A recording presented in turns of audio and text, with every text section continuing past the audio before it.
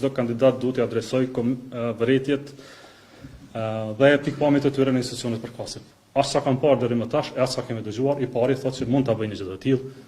I kërkojmë që të nisë sa më parë këto afate kushtetuese. Shqipëroni prej Kallëzobikami, nderuar spori, po du me ditë, a keni bisedu për reagimet e kandidatëve për deputet, për çështjet e votave të deputetëve në LDK, e para edhe e dyta, thatë që nuk keni për një bashkëpunim me vetëvendosin, po është edhe një propozim për një qeveri të opozitës. Thatë që nuk pranoni me hy në një qeveri ku LDK nuk e ka kryeministrin. Megjithatë, kjo është kërkesa juaj për me kriju një qeveri, po cila është oferta e LDK-s për partitë e tjera. Tani shqyqoni, sa i përket çështjes së parë, kemi diskutuar dhe kemi thënë se çdo kandidat duhet të adresojë vërejtjet dhe pikpamjet e tyre në institucionet përkatëse. Për çdo gjë, qoftë për çështje procedurale të KQZ-s, qoftë për çështje të hetuesisë. Mbështesim secilin e temë të institucioneve të Republikës Kosovës. Ruajtja e votës së brendshme, ruajtja e votës ndërpartijake është gjëja më e shenjtë. Pra pa këtij qëllimi që ndronet e ka gjithmonë, siç ka qëndruar gjithmonë. Prandaj inkurajojmë çdo kandidat që të shfrytëzojë kanalet zyrtare shtetërore që ka Republika e Kosovës.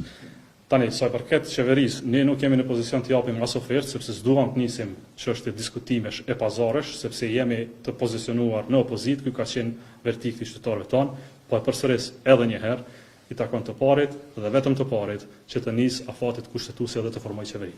As sa kam parë deri më tash, as sa kemi dëgjuar, i pari thotë se mund ta bëjnë gjë të tillë. I kërkojmë që të nisë sa më parë këto afate kushtetuese dhe brenda këtyre afateve të prezantojë një shumicë para Kuvendit të Kosovës. Për çështje tjera, le të flasim pas nisjes së afateve përkatëse. Ajo çfarë nuk duhet të ndodhë në Republikën e Kosovës është që të ketë prolongim të caktimit të kryetarit të Kuvendit dhe konstituimit të Kuvendit të Kosovës.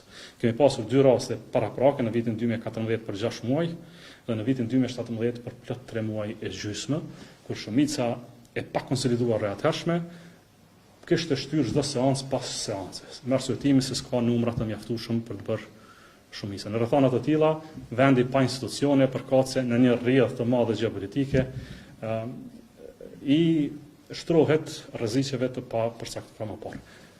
Unë nuk besoj se duhet të ketë tani më tërë me qeveri të pozitës e opozitës, sepse tani ka një rezultat përfundimtar, nuk e dim kush është pozitë e kush do të jetë opozitë. Opozita dhe pozita janë funksione politike partijake, nuk janë emërtime të përjetshme. Dikush mund të jetë pozitë e dikush mund të jetë opozitë. Ai që ka shumicën rëndom sipas rregullës kushtetuese ka pozitën, por qëllimi i LDK-s është të respektojë verdiktin qytetar, të ulet në ulësit që i është dhënë me mandatet që i është dhënë nga qytetari kosovar.